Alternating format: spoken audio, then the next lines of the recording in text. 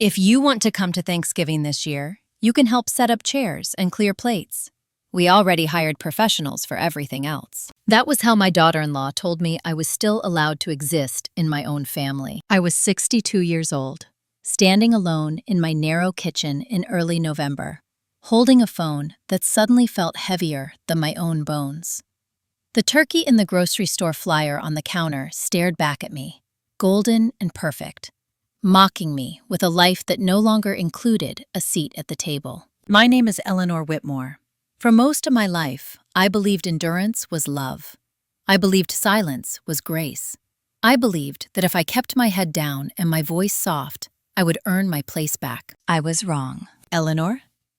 Melissa's voice sharpened when I didn't answer immediately. Are you still there? Yes, I said finally. I'm here. Good. So you'll come early. Noon. Dinner is at 4. That way you can be useful before guests arrive. Useful. She didn't say it cruelly. That was the part that hurt the most. She said it like a fact, like gravity, like something we both knew to be true. I swallowed. My chest felt tight, like a band was being pulled slowly tighter around my ribs. I understand. I knew you would, she replied, satisfied. Oh, and Eleanor, please don't bring any food. My mother already coordinated the menu with the caterer. We don't want duplicates. Duplicates. As if 35 years of cooking for my late husband and raising my son on homemade meals had been a mistake she was now correcting. The line went dead. I stood there listening to the hum of the refrigerator, my reflection warped in the stainless steel door. My hair had gone fully gray last winter. I hadn't bothered to dye it. My hands were thin now, veins raised like small blue ropes. I looked like someone who took up very little space. That had not always been true. Once, I had been Eleanor Hawthorne. There was a time when my last name opened doors, when people leaned forward when I spoke, when my opinions were asked for instead of tolerated. I had come from a family that owned manufacturing plants across the Midwest. Money, yes, but more than that, respect. I gave it all up at 21. I married Daniel Whitmore, a man with oil-stained hands and the kindest eyes I had ever known. My parents called it a phase, then a mistake, then a disgrace. The family lawyer explained, in calm legal terms, that the Hawthorne Trust required approved unions. If I married Daniel, I would be excluded. I signed anyway. I never told my son Andrew what I left behind. I wanted him to love his father without comparison. I wanted him to believe our modest life was chosen, not settled for. Daniel died 12 years ago. A stroke. Sudden. Brutal. I downsized. I adapted. I survived. Andrew married Melissa 8 years later. That was when I started disappearing. At first, it was small. Fewer phone calls. Holidays moved to her parents' house. Comments about my clothes, my house, my habits. Always said with a smile. Always followed by, "You know I'm just being honest." By the time she told me I could wash dishes for Thanksgiving, my role had already been decided. That night, I didn't cry.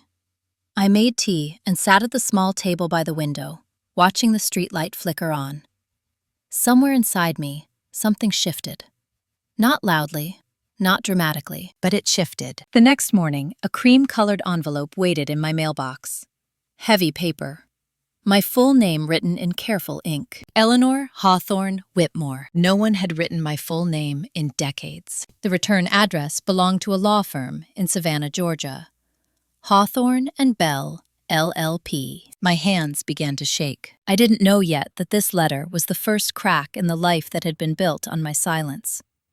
I didn't know that the woman Melissa thought she had reduced to free labor was about to remember who she used to be. All I knew was that my heart was pounding, and for the first time in years, the future didn't feel small. I opened the envelope. "Dear Mrs. Whitmore," the letter began. "We regret to inform you of the passing of Miss Margaret Louise Hawthorne on October 23rd. Margaret, my aunt, the woman who had slipped me cash and library books when my parents weren't looking. The woman who told me, the night before my wedding, that love was never a weakness." I sank into the chair, the paper trembling in my hands. Per her last will and testament, you have been named the sole beneficiary of her private estate and associated holdings. Sole beneficiary. I read the sentence again. Then again. The words refused to arrange themselves into reality. I called the number listed before fear could convince me not to. "Mrs. Whitmore," the attorney said after I confirmed my identity. "Or would you prefer Miss Hawthorne?" "I don't know," I whispered honestly. Margaret had never married. She had quietly stepped away from the family business years ago and built her own investment firm under a different name. I knew she had done well. I didn't know she had done this well. "There is a residence," he explained. "A coastal property in South Carolina, fully paid, maintained, and a trust that will provide you with an income of approximately $45,000 a month." I stopped breathing. "I'm sorry," I said. "Can you repeat that?" He did. Slowly. $45,000. Every month. For the rest of my life. When the call ended, I sat in silence so complete I could hear my own pulse in my ears. My entire adult life had been shaped by careful choices. Generic brands, no vacations, no indulgences. And now, suddenly, abundance sat in my lap. Unasked for, but undeniable. My phone buzzed. "Andrew." "Mom," he said when I answered. "Melissa told me you sounded strange on the phone yesterday. Are you okay?" I looked around my small kitchen. The chipped mug, the calendar with no plans written on it. "I'm fine," I said. "Actually, Andrew, I'm going to be out of town for Thanksgiving." A pause. "Out of town? Where?" "I'm not sure yet." "You're joking, right?" His voice tightened. "Mom, Melissa already planned everything. She's counting on you to help." I closed my eyes. "Andrew," I said, "steady now. I won't be coming." "What do you mean you won't be coming?" "I mean I have other plans." Silence stretched between us, heavy and unfamiliar. "Mom," he finally said, irritation creeping in, "you don't have other plans." I smiled. "A real one." "I do now." I didn't tell him about the inheritance. I didn't explain. I simply hung up. 3 days later, I stood on the balcony of a whitewashed house overlooking the Atlantic, the salt air tangling my hair. The lawyer had been right. Margaret had left everything ready, waiting. My phone vibrated again. Messages stacked on the screen. Missed calls, confusion, concern. By the time Melissa saw the photos I posted that evening, my phone rang until the battery died. 71 missed calls by morning. And that was when I understood. They didn't miss me. They missed the version of me they could control. And I was done being her. I woke up on Thanksgiving morning to the sound of waves folding themselves gently onto the shore. A rhythm so steady, it felt like breathing. For a moment, I forgot where I was. Then the light came in through the tall windows, pale gold and unhurried, and I remembered. I was alone, and I was not unwanted. The house Margaret left me sat slightly elevated above the beach, white clapboard with wide porches that wrapped around like open arms. Everything inside it had been chosen deliberately. Heavy wooden furniture, linen curtains, framed photographs of coastlines, never people. She had always preferred places to faces. Places didn't disappoint you. I made coffee in a kitchen that smelled faintly of lemon oil and sea salt. No rushing, no checklist, no obligation to prove my usefulness. I carried my mug outside and sat barefoot on the porch, watching pelicans skim the water like quiet miracles. My phone buzzed again. "Andrew." I let it ring. There was a time when ignoring my son would have felt like cruelty. That morning, it felt like survival. Instead, I opened the leather-bound folder the attorney had left on the dining table. Trust documents, property deeds, letters Margaret had written but never sent. One envelope was addressed simply to Ellie in her familiar looping script. I hesitated before opening it, as if she might still be watching. "My dear girl," it read, "if you are reading this, then they have finally taught you how small they wanted you to be. I am sorry it took them this long, but I am grateful you survived it." Tears blurred the page. "I have watched you shrink yourself for decades. For a man, for a child, for peace. I never judged you for it, but I always knew the world would eventually punish the people who mistook your kindness for permission. This house is not a gift. It is a reminder of who you were before you learned to apologize for existing. Do not invite anyone here who does not respect you.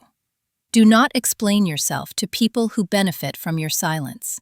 And Eleanor, when they panic, let them. Panic is simply the sound of control leaving a room. I folded the letter carefully and pressed it to my chest. The phone buzzed again. This time, a message from Melissa. "Where are you?" "Andrew hasn't slept. This isn't funny." "Funny." I didn't respond. Instead, I posted a photo. Just one. The ocean at sunrise, pale blue fading into gold. My coffee cup resting on the railing in the corner of the frame. No caption, no explanation. Within minutes, the comments started. "Beautiful. Where is this? Are you traveling? Is this South Carolina? Must be nice to get away." The private messages were less kind. "Andrew says you're not answering him.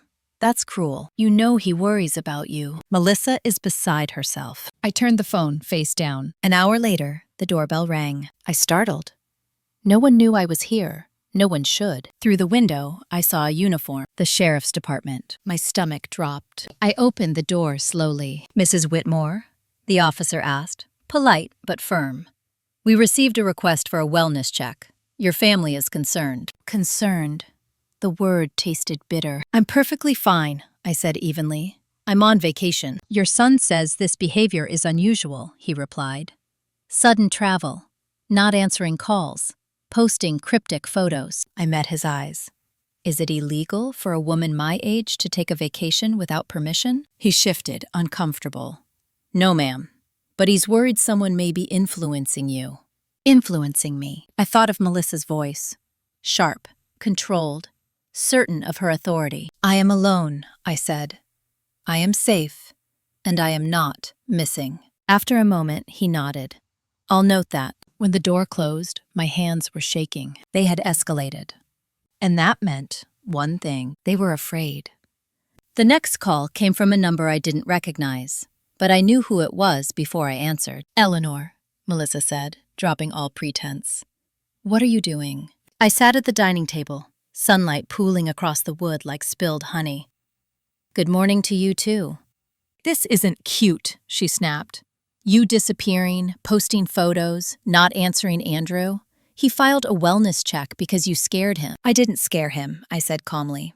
"I surprised him." "You don't get to do that," she replied. "You don't get to just change the rules." There it was, the truth, naked and unguarded. "I think I do," I said. Silence crackled on the line. "Where are you?"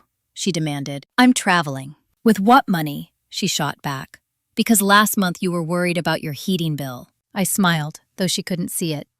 "Things change. People like you don't just suddenly have money," she said. "Andrew thinks you might be confused, or being manipulated." The word landed hard. "I have never been confused about who you are," I said quietly. "I was just pretending it didn't matter." Her breath caught. "Just for a second." "You owe us an explanation," she said. "No," I replied. "I don't. You're his mother. And I am a person." Another pause. Then her voice softened, dangerously so. "Eleanor, let's be reasonable. Come home. We'll talk. You can still come for Christmas." I laughed. A short, humorless sound. "Only if I wash dishes?" I asked. She didn't answer. "I won't be coming," I said. "Not for Thanksgiving, not for Christmas." "You're making a mistake," she hissed. "You need family." "No," I said. I needed respect. I hung up. That afternoon, I met with Margaret's attorney again, this time via video call. He walked me through the trust in more detail. The income, the protections, the clause that made my hands go cold. "Your anticipated conflict," he said gently. "There is a provision. Any attempt to declare you incompetent or challenge your capacity triggers an automatic legal response." "What kind of response?" I asked. "A full financial disclosure," he said, "including records of anyone involved." Melissa worked in corporate finance. Andrew had recently moved money around to help her start a consulting firm. If they pushed this, the light would not be kind. That evening, I posted another photo. This time, it was of me, standing on the porch, hair loose in the wind, ocean behind me. I looked older. I looked calm. I looked like someone who belonged exactly where she was. The caption was simple: "Finding my footing again." The response exploded, but one comment stood out above the rest. From Melissa: "This isn't over." I stared at the screen for a long time. Then I whispered to the empty room, "No, it's just beginning." And somewhere deep inside, The part of me I had buried for decades straightened her spine and stepped fully into the light. The first snowstorm of the season hit 3 days after Thanksgiving, a rare dusting that turned the beach into something unreal. White powder clung to the dunes like powdered sugar, and the ocean darkened into steel.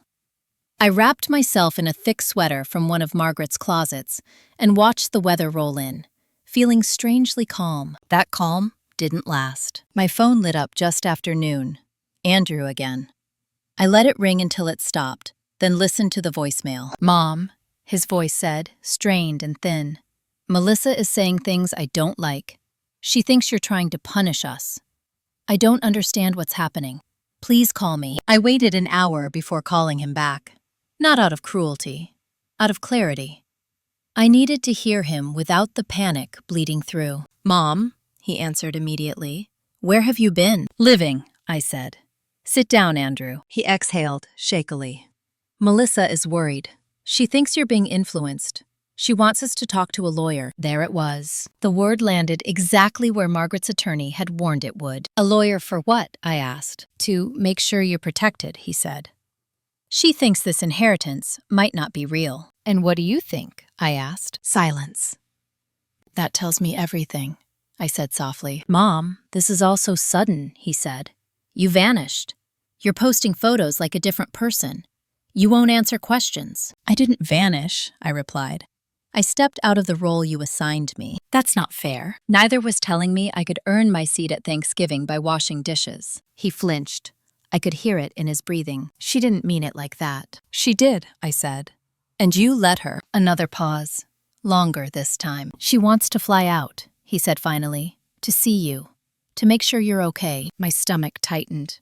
"No," I said, immediately. "What do you mean, no?" "I mean, this house is not open to people who question my sanity." "She's my wife." "And I am your mother," I said. "Not your dependent, not your obligation, not your problem to manage." "Mom, you're pushing us away." "I'm protecting myself." That night, I received an email from a law firm Melissa often mentioned at dinner parties, the kind with glass offices and first-name partners. The subject line read, "Concern regarding Eleanor Whitmore." I didn't open it. Instead, I forwarded it directly to Margaret's attorney with a single line, "They have begun." He called me within minutes. "They've requested documentation," he said calmly. "Nothing formal yet, but Eleanor, they're circling." "I won't be bullied," I said. "I know," he replied. "But you should understand something. If they formally challenge your capacity, everything comes out. Their finances, their communications, their motivations." I thought of Melissa's immaculate smile, her careful cruelty, her need to control narratives. "Let them," I said. After we hung up, I poured myself a glass of wine and sat by the window. Snow fell harder now, quiet and relentless. I felt no fear, only resolve. My phone buzzed again. A message from Melissa. "If you don't cooperate, you will regret it." I stared at the words until they blurred. Then I typed back my first response to her since Thanksgiving. "Do not threaten me again." I blocked her number. The silence afterward was absolute. And for the first time, I understood that peace is often loudest right before war. The envelope arrived on a Monday. Registered mail. Legal weight. My full name typed in crisp black letters. Petition for evaluation of capacity. Files by Andrew Whitmore. I didn't scream. I didn't cry. I didn't even sit down. I walked straight to the porch, held the paper up against the gray sky, and laughed once. Sharp. Unforgiving. So this was how they chose to do it. I called Margaret's attorney. "They filed," I said. "It's official." "Yes," he replied. "I received notice an hour ago." "Eleanor, are you prepared for what happens next?" "I've been preparing my whole life," I said. He explained the process.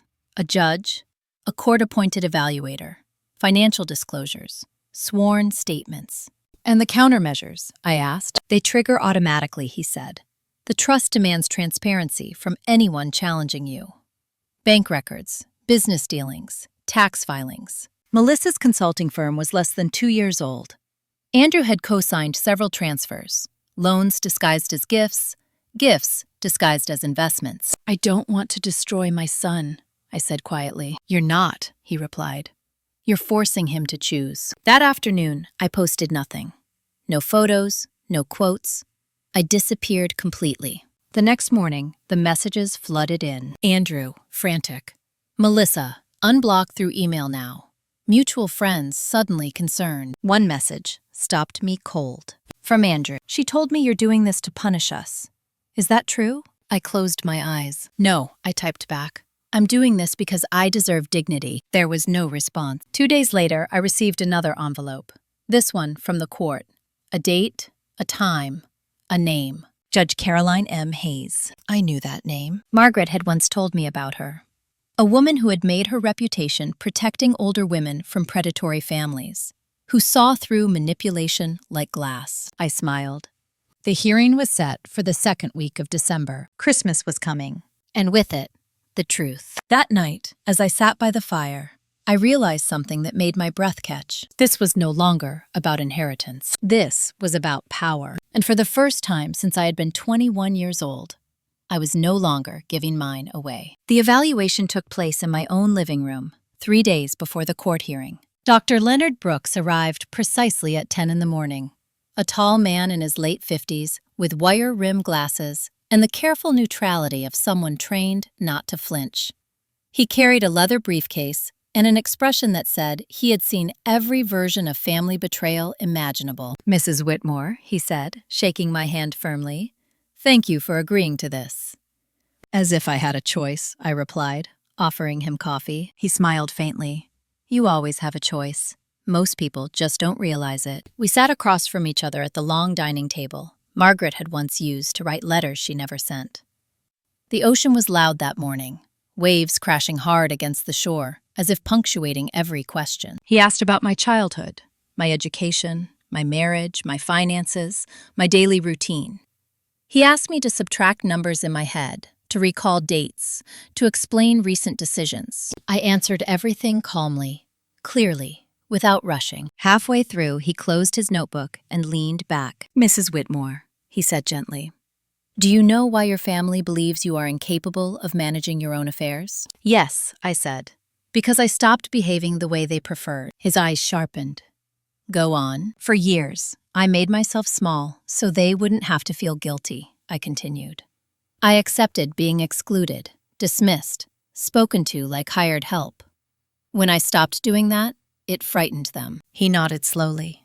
And what do you believe they are afraid of? That they never actually knew me, I said, and that without my compliance, they have no leverage. When he left, he shook my hand again, this time with something like respect. That afternoon, my attorney called. They're panicking, he said. Melissa tried to request an emergency injunction to freeze your accounts. And, I asked, and it was denied, he replied. Judge Hayes doesn't like theatrics. That night, Andrew called for the first time in days. Mom, he said quietly, why didn't you tell me about your family? About what you gave up? I closed my eyes. Because I wanted you to believe your father was enough. He was, Andrew said immediately. He was everything. I know, I replied. And that's why I never regretted my choice. There was a long pause. Melissa is furious, he said. She says you're humiliating us. I'm telling the truth, I said. If that feels like humiliation, perhaps it's because it exposes something you'd rather keep hidden. She thinks you're trying to destroy our marriage. I'm not, I said softly. I'm refusing to let it destroy me. He exhaled shakily. She hired a forensic accountant. I smiled grimly. So did Margaret. Silence. What? He asked. You'll see, I said. The night before the hearing, I barely slept. Not from fear, from anticipation. Something old and powerful was rising in me. Something that had waited patiently for decades. I dressed carefully the next morning. Not expensively, intentionally. A navy dress, pearl earrings Margaret had once given me, shoes polished but sensible. I walked into the courthouse alone. Andrew and Melissa were already there. She didn't look at me. He did, and for the first time, he looked afraid. The courtroom was colder than I expected, the kind of cold that seeps into your bones and sharpens your thoughts. Judge Hayes sat above us, composed and observant, her silver hair pulled back tightly. She reminded me of Margaret, unimpressed by noise, attentive to substance. Melissa's attorney spoke first. He painted a picture of a lonely older woman, confused by sudden wealth, influenced by distance and isolation. He spoke of concern, of protection, of family duty. When it was my attorney's turn, he stood slowly. "Your Honor," he said, "this case is not about concern. It is about control." He submitted documents, emails, financial records. Melissa shifted in her seat. "These are bank statements from the past 3 years," he continued. "Funds transferred from joint accounts into a private consulting firm without proper disclosure. Loans mislabeled. Tax irregularities." Judge Hayes leaned forward. Andrew's face went pale. Melissa whispered urgently to her attorney. "And," my lawyer added, "these transfers occurred while the petitioners simultaneously claimed Mrs. Whitmore lacked capacity." The room felt like it was holding its breath. Judge Hayes turned to Melissa.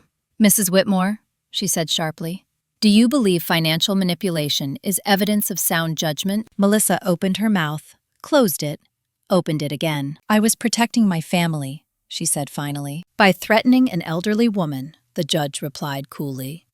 "By filing an evaluation without medical cause. By attempting to seize control of assets you believed you were entitled to." Entitled, the word echoed. Then Judge Hayes looked at Andrew. "Mr. Whitmore," she said, "why did you sign this petition?" He swallowed. "Because I was scared." "Of what?" she asked. "That I was losing her," he said quietly. Judge Hayes nodded. "And instead, you tried to take her autonomy," she ruled swiftly. The petition was dismissed. Permanently. A protective order was issued against Melissa. No further contact without my consent. No financial access. No interference. And then came the part no one expected. Judge Hayes ordered a review of Melissa's firm for potential fraud. Melissa stood up abruptly. "This is outrageous." "Sit down," the judge said calmly. "This court is not finished with you." Andrew didn't look at his wife. He looked at me, and in his eyes I saw something breaking. Not anger, not resentment, recognition. Outside the courthouse, snow began to fall. Soft, steady. Andrew approached me alone. "I didn't know," he said, "about the money, about what she was doing." "I know," I replied. "She wanted you small," he whispered. "Yes," I said. "And you let her." Tears filled his eyes. "I'm sorry," he said. I believed him. But forgiveness, I had learned, was not the same as access. As I walked away, my phone buzzed. A message from Margaret's attorney. "It's done. And Eleanor, you were magnificent." I looked up at the falling snow, felt the cold air fill my lungs. The reckoning was over. But the consequences were just beginning, and I was no longer afraid of them. The fallout did not arrive all at once. It came in waves, quiet at first, then relentless. 3 days after the hearing, Andrew called from a hotel near the courthouse. His voice sounded hollow, like a room after furniture has been removed. "She moved out," he said. "Melissa. She took a suitcase and her laptop and said she needed space." I stood in the kitchen, kneading dough for bread I did not need but enjoyed making. The motion kept my hand steady. "I'm not surprised," I said. "She says the court humiliated her," he continued. "That you turned everyone against her." I pressed my palms into the dough, feeling its resistance. "I told the truth," I said. "The truth doesn't take sides. It reveals them." He was quiet for a long moment. "The firm froze her accounts," he said finally. "The review uncovered things. Shell transfers, misrepresented earnings.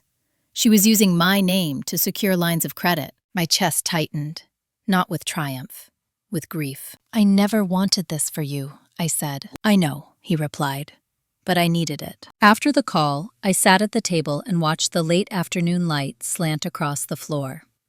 For the first time, I allowed myself to feel the cost of it all. Not the money, the distance, the years spent choosing peace over truth, until peace became a prison. That evening, I posted another photo. The shoreline at dusk, the sky bruised purple and gray, the sea calm but vast. The caption was simple. "Sometimes freedom is quiet." The comments were different now. No suspicion, no demands, just admiration, relief. A few private messages from women my age. I wish I had done this sooner. How did you find the courage? My daughter treats me the same way. I answered none of them. Not yet. Courage, I had learned, is contagious when shown, not explained. The next letter arrived from Melissa's attorney. Short, careful, withdrawals, apologies that were not apologies, a request for mediation. I placed it in a drawer and closed it without response. 2 weeks later, Andrew arrived at the house. He stood on the porch, hands in his coat pockets, staring out at the ocean like a man who had just discovered how small his world had been. "Come in," I said. We spent the first hour in silence, tea steaming between us, the fire crackling. He looked older, so did I. But there was something new in the space between us. Honesty. Uncomfortable, but clean. "She filed for divorce," he said eventually. I nodded. "She said I chose you over her." I met his eyes. "You chose yourself," he swallowed. "I don't know who I am without her telling me." "That," I said gently, "is the beginning." He stayed for dinner. We ate bread and soup, simple and warm. He asked about Margaret, about my childhood, about the woman I had been before motherhood swallowed my edges. "I wish I had known her," he said. "You do," I replied. "You just never asked." When he left the next morning, he hugged me tightly. Not out of obligation, out of choice. And for the first time in years, I felt no fear about what came next. But karma, I was about to learn, does not stop once it balances the scales. It keeps going. The subpoena arrived in early January. Melissa's firm was under formal investigation now. Not civil, criminal. Andrew called as soon as he heard. "She's blaming you," he said quietly. "She says if you had just come to Thanksgiving, none of this would have happened." I laughed. Not bitterly, clearly. "If I had washed dishes quietly," I said, "she would still be stealing." He exhaled. "She wants to talk to you." "No," I said without hesitation. "Mom," he began. I said no, I repeated. "I am done offering access to people who mistake proximity for entitlement." There was a pause. "I understand," he said. And for the first time, I believed him. A week later, the story broke locally. Not with names at first, then with them. A consulting firm accused of financial manipulation, a husband unaware, a mother who refused to be silenced. The phone rang constantly. Journalists, old acquaintances, distant relatives suddenly remembering my name. I ignored them all. Instead, I focused on my life. I painted the guest room. I joined a small photography group in town. I volunteered at the Coastal Library on Thursdays, where no one knew my past and no one cared. Freedom, I discovered, was built in small, ordinary choices. Andrew came often, always alone. We talked, we argued, we healed in increments. He learned to cook. I learned to let him make mistakes without rescuing him. One afternoon, as we walked along the beach, he stopped suddenly. "You know," he said, "she used to say you were weak." I stopped too. "And now," he continued, "everyone knows she was wrong." I smiled faintly. "Weak people don't survive what I survived. They just hide better." He nodded. That night, I sat at my desk and wrote a letter to myself. Not to forgive, not to forget, but to remember. I wrote about the woman who had been told to earn her place, about the cost of silence, about the power that returns when you stop asking permission to exist. I did not mail the letter. I placed it in the drawer beside Margaret's. Outside, the ocean moved endlessly, indifferent to my small human victories. And yet, somehow, I felt aligned with it, unstoppable, honest, free. There would be consequences still, courtrooms, conversations, losses. But I would face them standing. Because the revenge was never about punishment. It was about reclaiming myself. And I was not done yet. By February, the town knew my name. Not because of the scandal, but because I had stopped hiding. I volunteered twice a week at the Coastal Library, shelving books and hosting a small memoir writing group for women over 50. At first, only 3 showed up, then 5, then 9. They sat around a scarred oak table, clutching notebooks like lifelines, telling stories they had never said out loud. Stories of husbands who took credit, children who disappeared, families that remembered them only when they were useful. I did not offer advice. I listened. Listening, I had learned, was a form of justice. One afternoon, a woman named Carol stayed behind after the others left. She was 68, with tired eyes and a posture that suggested a lifetime of apology. "My son hasn't spoken to me in 3 years," she said quietly. "His wife says I'm negative, that I drain them." I felt something tighten in my chest. "And do you believe her?" I asked. Carol shook her head. "No, but I believed her long enough to disappear." I reached across the table and covered her hand with mine. "Then you already know the hardest part. Coming back." That night, I walked home along the beach as the sun dipped low, turning the water copper. I thought about the woman I had been at the beginning of winter. Afraid, careful, still hoping compliance would earn me love. Andrew called later that evening. "They indicted her," he said. "Multiple counts. Fraud, misrepresentation, tax violations." I closed my eyes. I felt no joy, only finality. "She left a message," he continued. "For you." I said nothing. "She said you ruined her life." I inhaled slowly. "No," I said. "I refuse to let her ruin mine." There was a long silence on the line. "I'm moving," Andrew said finally.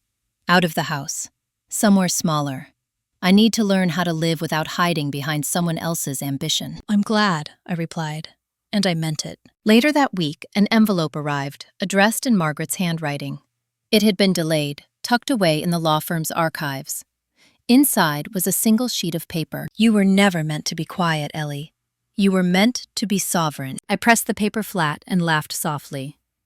Margaret had always had a way with final words. The last message from Melissa came through an old email address I had forgotten to block. "I hope you're satisfied." I stared at the words for a long time before deleting them. Satisfaction was not what I felt. What I felt was space. Space to breathe, to choose, to exist without negotiation. On a clear morning near the end of the month, Andrew arrived unannounced. He looked different, lighter. He carried a small box. "I found these," he said, handing it to me. "In storage." Inside were photographs, old ones. My wedding day. Me at 25, laughing, hair caught by the wind. Margaret standing beside me, her hand firm on my shoulder. "You never threw them away," he said softly. "No," I replied. "I was waiting." "For what?" he asked. "For you to be ready to see me," I said. He nodded, eyes wet. "I see you now." That night, as I placed the photographs carefully in new frames, I realized something quietly profound. The revenge had already happened. Not in the courtroom, not in the headlines, but in the way I woke each morning, unafraid. Spring arrived early that year. Wild grasses pushed through the dunes, green and insistent. The ocean softened, its rage replaced by rhythm. Each morning I walked the shoreline barefoot, feeling the cold water lap at my ankles, grounding me in a body I had spent too many years apologizing for inhabiting. The memoir group grew. We moved to a larger room. Women brought friends, sisters, neighbors. They laughed more now. They cried less.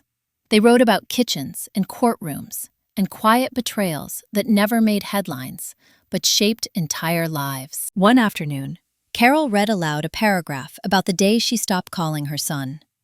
Her voice shook, but she did not stop. When she finished, the room was silent. Then someone clapped. Then everyone did. I sat back and watched them claim space that had been denied to them for decades. That was the moment I understood the final twist. Revenge does not always look like destruction. Sometimes it looks like permission. Andrew came for dinner every Sunday.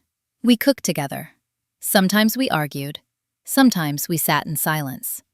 He told me about therapy, about the shame he was untangling, about the relief of no longer performing for approval. "I don't know if I'll ever remarry," he said once. "You don't have to decide that," I replied. "You only have to decide who you refuse to become again." He smiled. "You're different. So are you," I said. The last legal notice arrived in April. Melissa had accepted a plea deal. The firm dissolved. Her name faded from conversation. People moved on. I did not check the details. I had learned that knowing when to look away was a kind of wisdom. On the anniversary of Margaret's death, I placed flowers on the small table by the window and poured 2 cups of tea. One for me, one for memory. I did it, I said aloud to the empty room.